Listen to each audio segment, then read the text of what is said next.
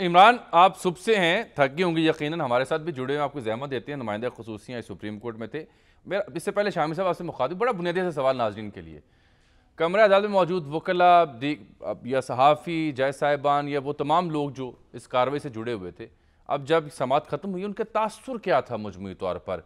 कैसी लगी उनको ये ओपन कोर्ट कार्रवाई जिसको नशर किया गया है?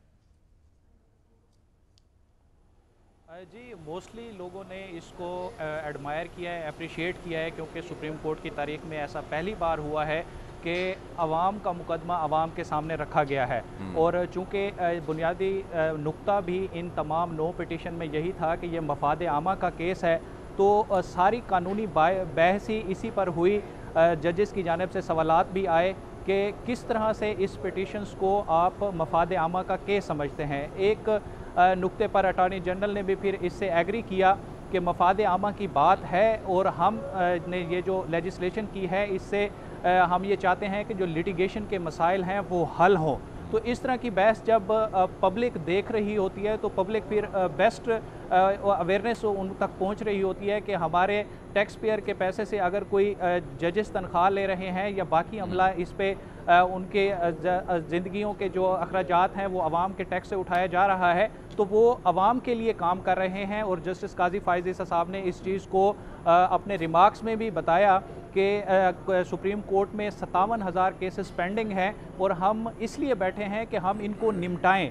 हम इस तादाद में इजाफा करने के लिए नहीं बैठे। आज भी जो ये समाज चल रही है इस पर आवाम के टैक्सेस का पैसा चल रहा है, तो उन्होंने इसलिए वकला को भी काजी फ़ाइज़ ईसा साहब ने ये बार बार कहा कि जो बेंच के मुअज़्ज़ज़ मेंबरान की जानिब से सवालात किए जा रहे हैं, आप अपने एसोसिएट्स को कहें कि वो इनको नोट डाउन करें और आप अपने जो आर्गूमेंट्स हैं उनको वन गो में कंप्लीट करें।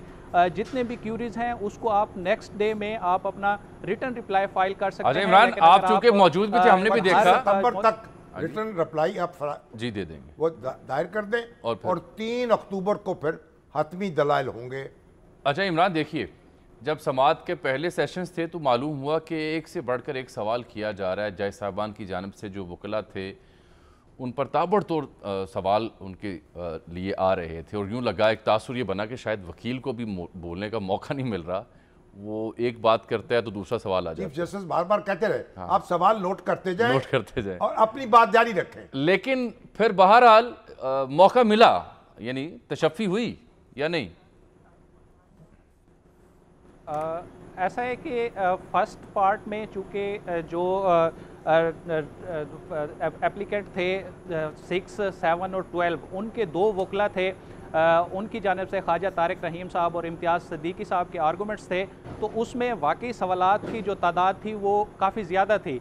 गो के चीफ जस्टिस साहब ने प्रोसीडिंग को रेगुलेट करने की कोशिश की, लेकिन justice Munib Akhtar, justice Ijazul Ahsan, justice Athar Minallah और जस्टिस मंसूर अली शाह के जो सवालात थे वो काफ़ी ज़्यादा थे।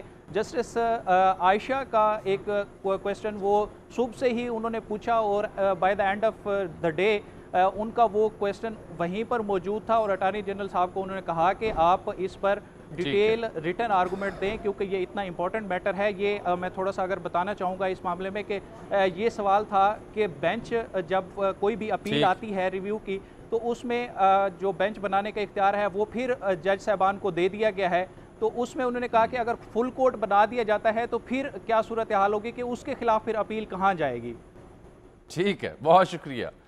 इस पर कई और कानूनी हल्के इस सवाल पर भी मजीद सवाल उठा के अगर मैं थोड़ी तशवीश का इजहार भी कर मुकदमात है ना, ब्रेक वो तो 184(3) के तहत सुनने ही नहीं चाहिए। ठीक। और एक बड़ी दिलचस्प बात ये हुई कि कानून क्या है। ब्रेक ले लूं मैं, फिर दस्तूर में लिखा हुआ है, फिर ब्रेक ले लेते हैं ना, उसके बाद कॉन्स्टिट्यूशन और कानून के ताबे रूल बना सकती है सुप्रीम कोर्ट। बिल्कुल बना सकती है।